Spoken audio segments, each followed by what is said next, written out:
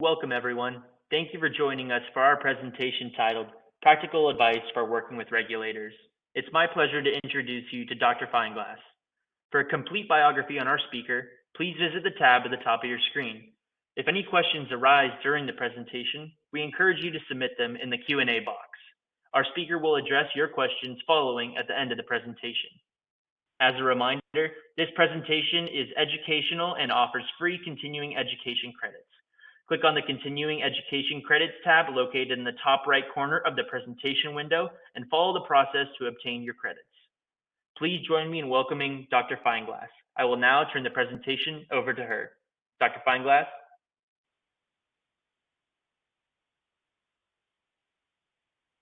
Good morning, good afternoon, good evening, depending on where you are in the world.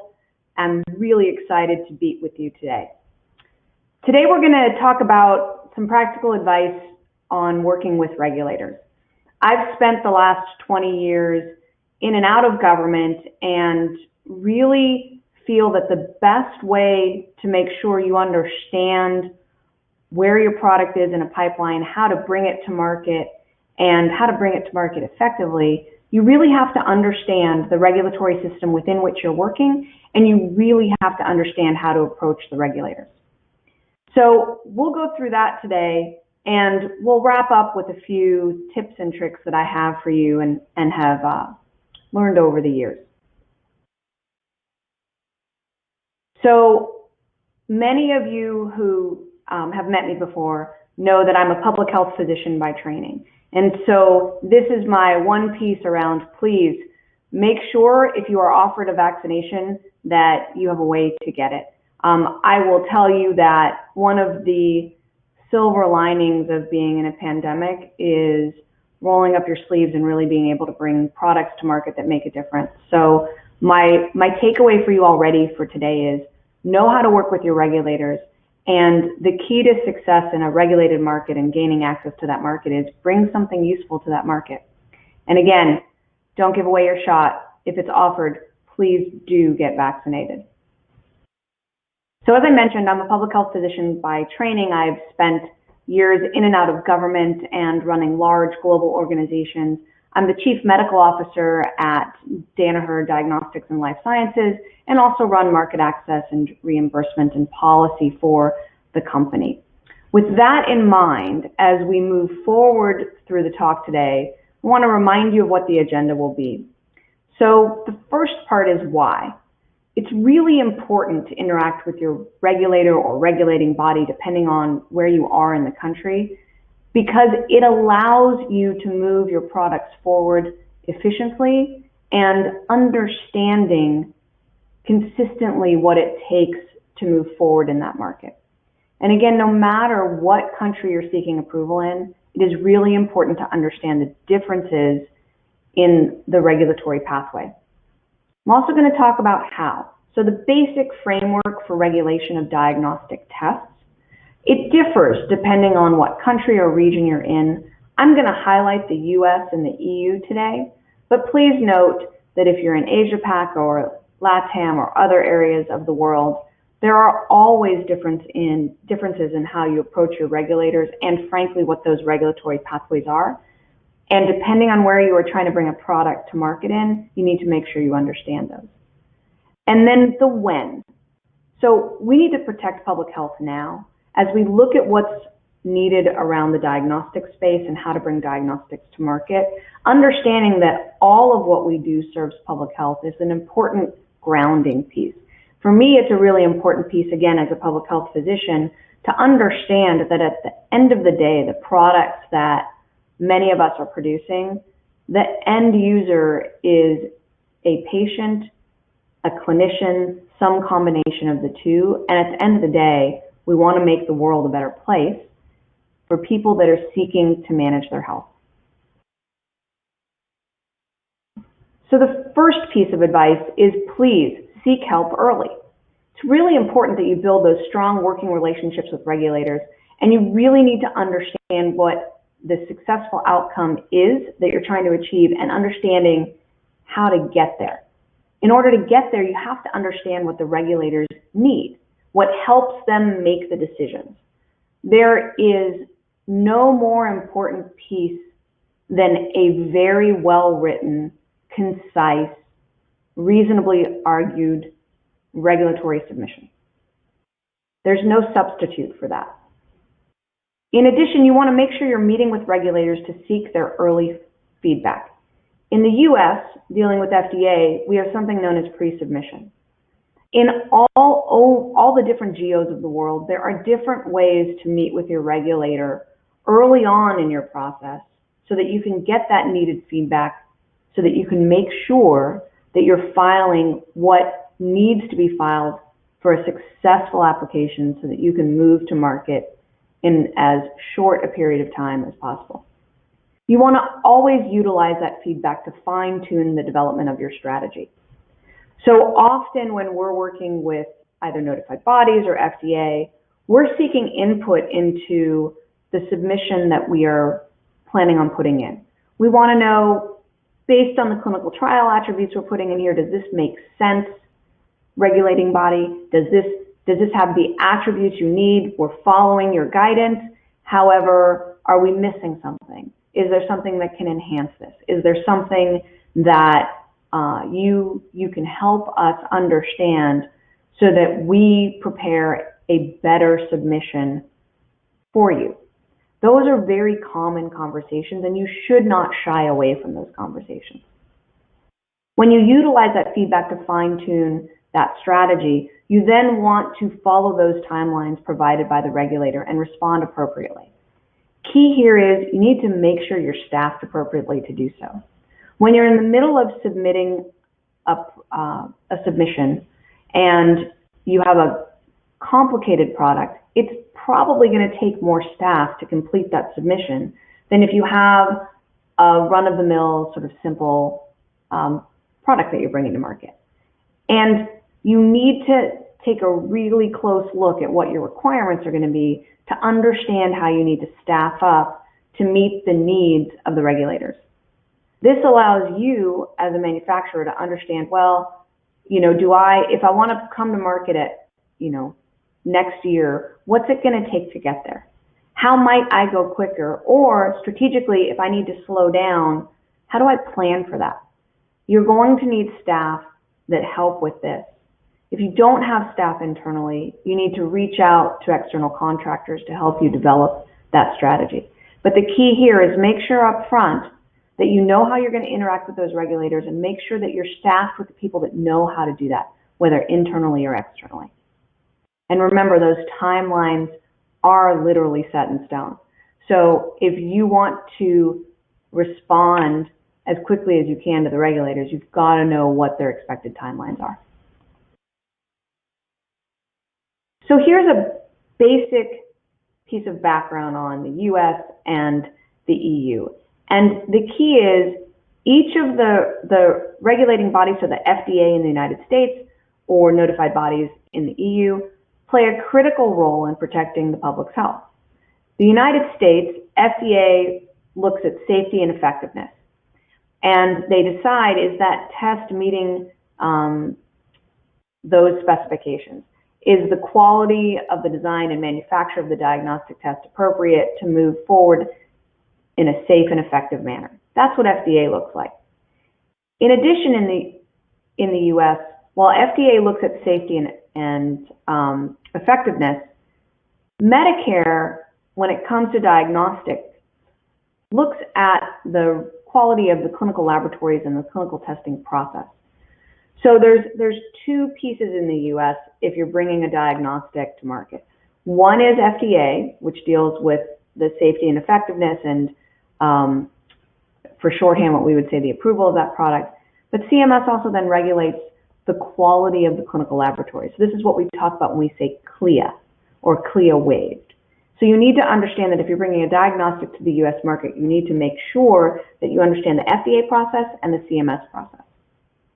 Flipping over to the EU, all diagnostic tests are required to undergo a conformity assessment, and that's where the manufacturer demonstrates that the product complies with the requirements set out in the application, in the applicable legislation. And your notified body really assesses the conformity of those products. So at the end of the process in the EU, you are given a CE mark, and that demonstrates that you have satisfied the applicable EU requirements. So this is just the US and the EU. There are many other geos I know you're all working in, but these are two that I find are very useful for people wanting to learn more about diagnostics, because they're where there are there are slight differences in how each of those geos move those diagnostics forward.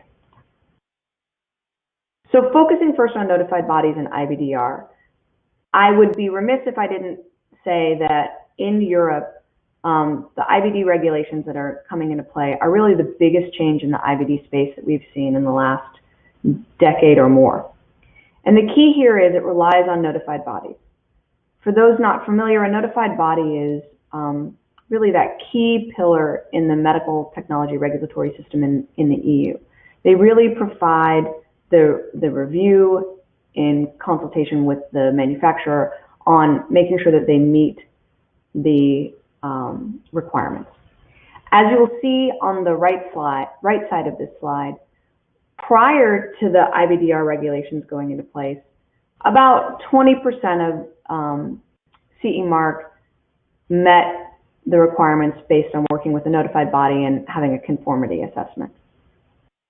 But the other 80%, you didn't need the notified body conformity assessment. The shift that is happening now and goes finally into place in May of 2022 is that 80% will be certified with notified body conformity assessment. So if you can see, we've gone from 20% of the IVD on the market in Europe needing notified body conformity assessment to 80% now needing certification with notified body conformity assessment. This is a big lift. This is a big change. For those of you newer to the IVD space, this has been a significant lift for any manufacturer in this space working in Europe. So I've added this topic in here just as a reminder to those of you that are deep in this space, but also those of you that are newer to this space, that as you move towards diagnostics in the EU, there are some very significant regulatory changes. This is just a quick slide on the timeline. So again, many of you know this. Enforcement for IVDR begins May 26, 2022, and then there will be a period of time before the previous, what were referred to as IVDD certificates expire, and then there's a period of time before those devices have to be off the EU market.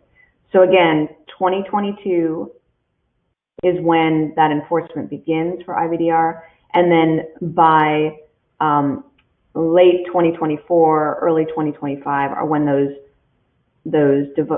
diagnostics that do not meet the new requirements must begin to be removed from the market. So when you look at the new regulation of diagnostics in Europe, the big key here is that if you're bringing an IVD to the European market, there's just a different level of restriction now. And you need to make sure that you're familiar with these dates and understanding that once fully implemented, IVD compliance rules ensure almost all of the IVDs entering the European market will be subject to that notified body review. Remember, you saw previously 20%, now 80%. That's how you'll move to CE mark. I want to switch for a minute and look at the US. So many have asked about emergency use authorization and public health emergencies and what that means as we're moving diagnostics forward. So in the United States, we have emergency use authorization, or what we call EUA. And EUA authority allows FDA to help strengthen the nation's public health protections. There is a statute that allows this to happen, and it allows the Secretary of HHS to declare an emergency use authorization to be appropriate. To date, when we look at the pandemic that we're in, there have been about 377 tests related to COVID-19 that currently have EUA. That does not include the numbers that are in review right now with the FDA looking for EUA. Should you want more information about what tests have been approved under EUA and in general more information about testing, I find that the Arizona State University Testing Commons run by Mara Aspinall tends to be very helpful. I've put the link down here and reference for you so you can look at that site, but they have been pulling data globally and focusing on what tests are coming through, again, specific to COVID-19. So EUA, again, if you follow this stepwise from step 1 to step 6, we start with confirming that there's a public health emergency. Then, once you have confirmed there's a public health emergency, there is a formal declaration of that emergency. Again, these steps are important in the US because it's how we're able to move to EUA. Once you have that declaration of emergency, as you know, you can start developing your product and filing for EUA. And so that pre-EUA submission is really important because it's a piece in the framework where you can actually have that pre-meeting. So that's the pre-meeting that I talked about. In a normal frame, it's a pre-submission. With a pre-EUA submission meeting, you can actually talk about that product with the FDA, get feedback from them, understand what else they need for your filing, and then rapidly move to a more complete submission. Step 4 is that submission of the EUA. Step 5 is that approval or rejection of the EUA. And again, you'll be having communication with the FDA through this whole process at the appropriate timeline. And then step 6 is EUA termination. So at some point in the US, we will be out of this public health emergency. And once the US government determines that we are no longer in a public health emergency, they terminate the emergency, they end the emergency, and then those emergency use authorizations go away.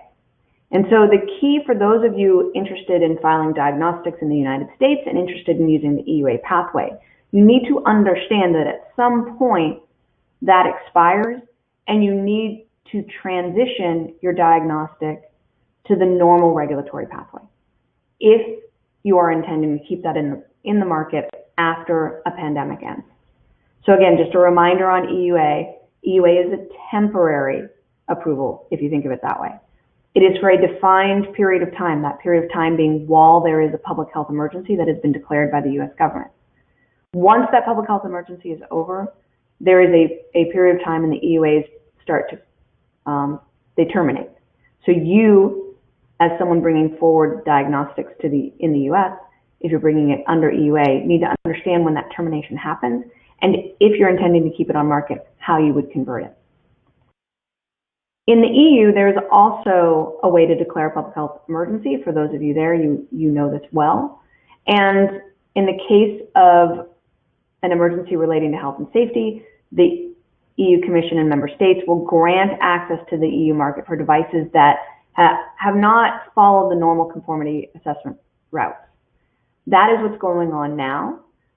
It is a temporary authorization of a diagnostic test, again, under this public health emergency for a limited period of time. To date, there are about 748 tests related to COVID-19 that have a CE mark. Again, this information is from the testing commons at Arizona State University. So as I mentioned when I was talking about EUA, what happens after this? Remember, in any geo that you're in, if you're filing during a public health emergency and there is an expedited approval process that you went through, EUA or other, you really need to make sure you understand the regulatory process to convert from that emergency use to what is the normal regulatory process. There's a lot of time that is involved with this. There are generally more data that need to be collected, and you need to make sure that you're preparing for that. So right now, for many of us that have filed diagnostic tests under EUA or other public health emergency provisions in other geos, many of us have to think about, well, if we're going to keep this product on market, what are we going to do next? So again, conversations with your regulating authority, understanding how that process works are essential for you being able to move forward in that market.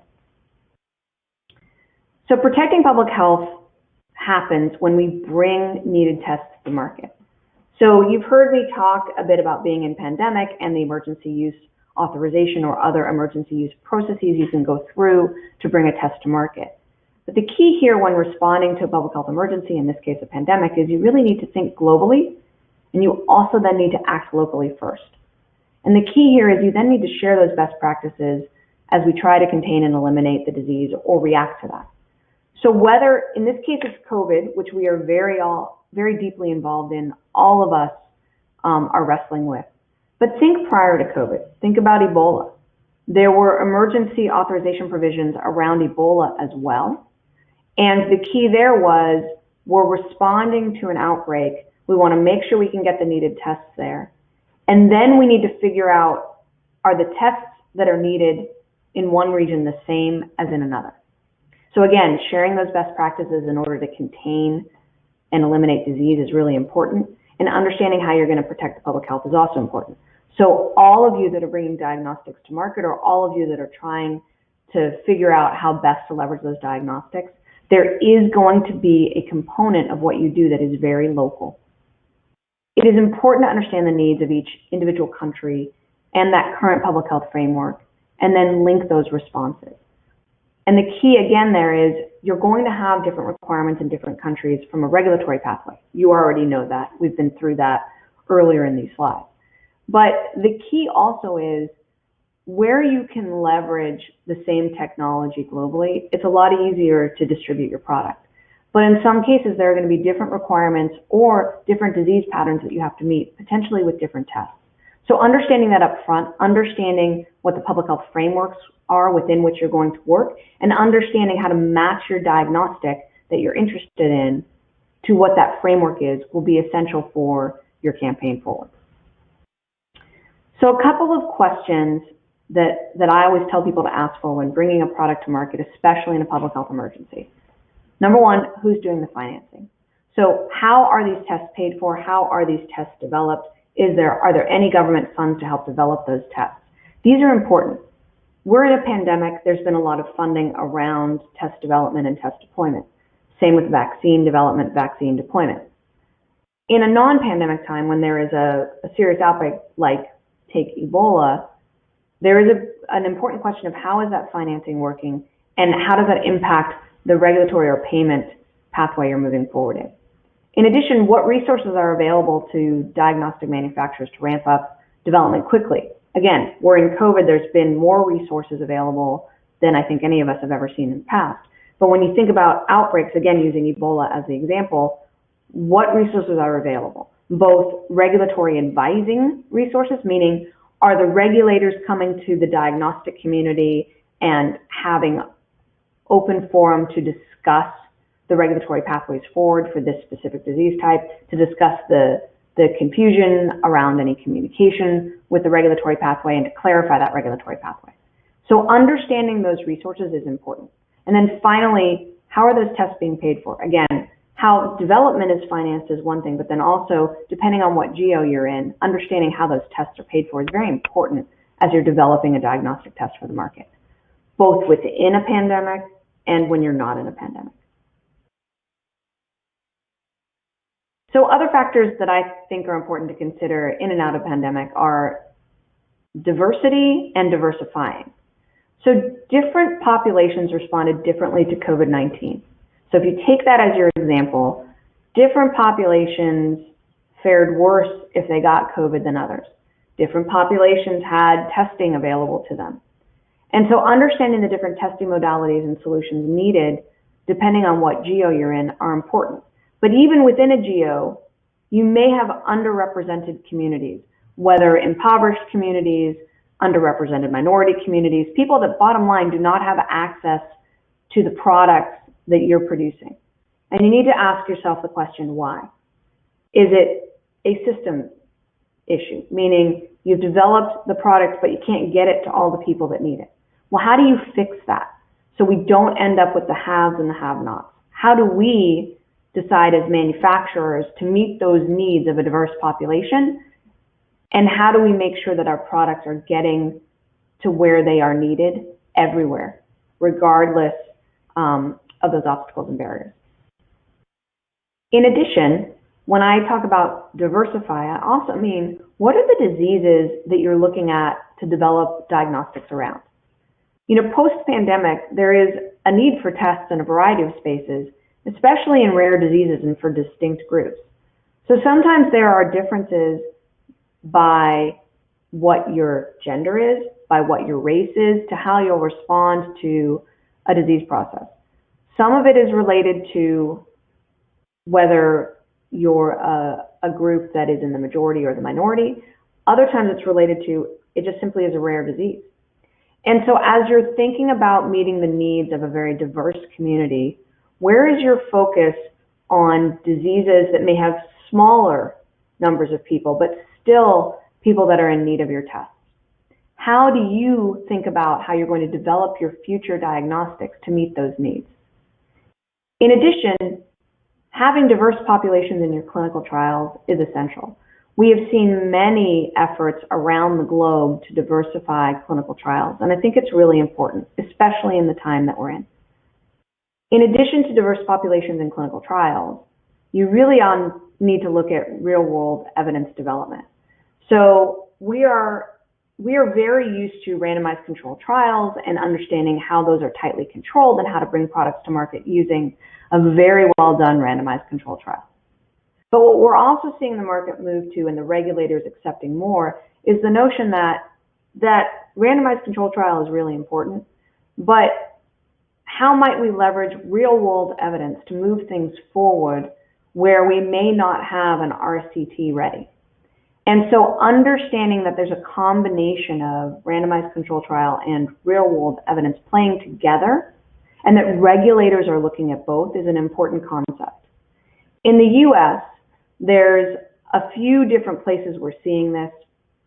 PCORI, which is one of the groups that's looking at patient-centered outcomes, is looking at how you can leverage real-world evidence.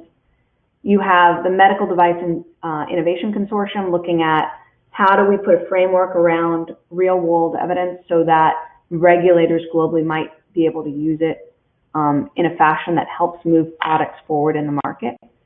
And all the other geos have something around real-world evidence.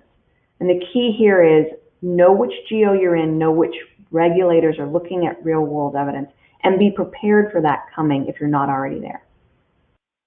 Finally, when I look at personalized medicine, I look at it to say, how does this provide an understanding of the community disease risk? So if you take COVID, for example, when we were doing COVID tests, we saw different distribution of the people that were getting COVID in a city, in a state, in a country, in a region. And we saw some distinct patterns that pointed to a difference in who had access to testing, and then a difference in what that outcome was. So again, looking at the social determinants of health and looking to limit disparities is important, and I think personalized medicine plays a big role in that.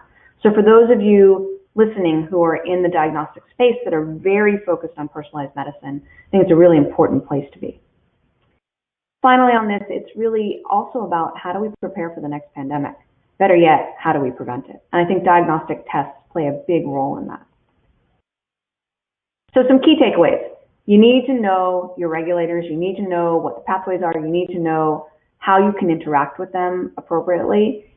And if you don't know these things, or you're not staffed up adequately to meet those needs, you really need to find external help. You need to be interacting with those regulators before there's a critical issue or an emergency. That communication is key, and understanding how you access them is important. There's different groups that have very good advice around this. There's RAPS in the US does a good job of this, as well as the trade associations here and in Europe. Finally, as you heard me say when I opened, vaccines will help us end COVID-19. Please get vaccinated when you have a chance, wherever you are in the world. Public health plays a key role in keeping the world safe. Diagnostics play a key role in public health. All of you working in the diagnostic space, or thinking about working in the diagnostic space, or working adjacent to the diagnostic space, have a moment where you can say, you know what, I'm going to make a difference here. I'm going to look at my diagnostics that I'm developing. I'm going to look to see how this helps with public health. And at the end of the day, you're going to help build a society you want to live in by keeping public health at the forefront. So again, if you have a vaccine offered to you, please get the shot. Until then, if you're in an area where there is not enough vaccine offered, please stay safe, keep that mask on, wash your hands, be kind. And again, thank you for your time. I appreciate your attention and happy to answer any questions.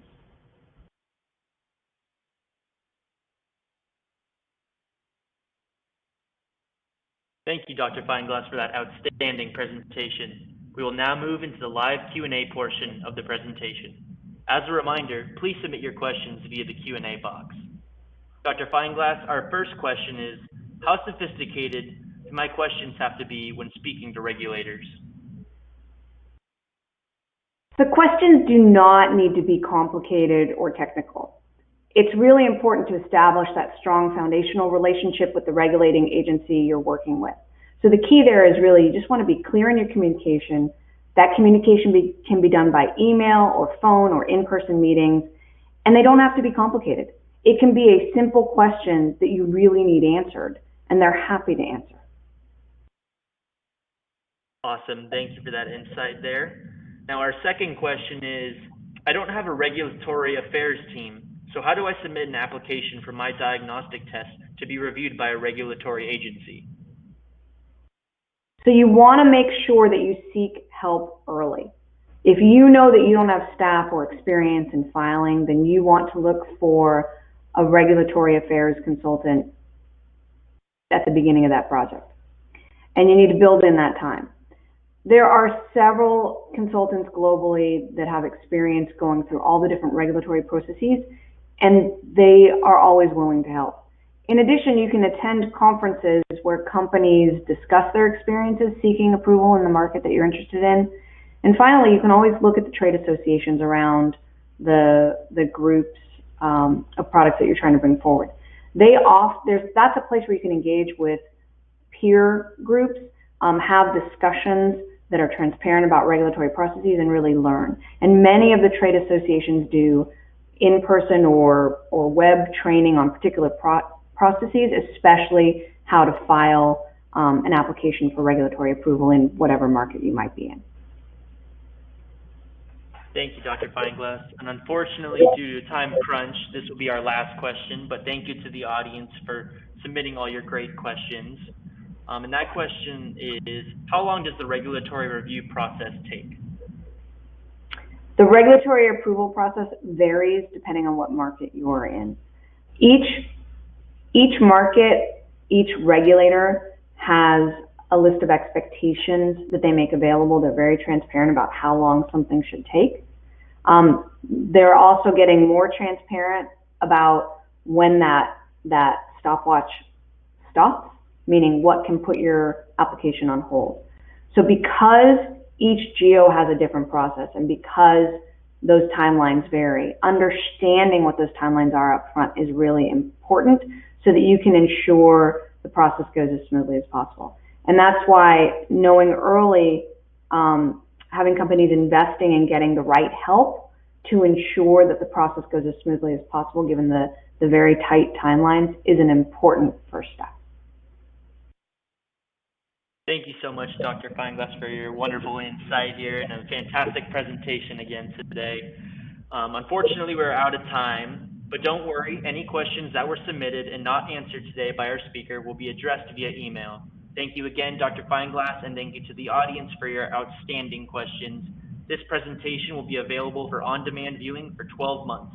Please remember to share it with colleagues who might be interested in today's topic. And don't miss out on the other presentations on our agenda. Visit the Agenda tab in the auditorium for a full listing. Thank you again for your participation, and until next time, goodbye. Thank you.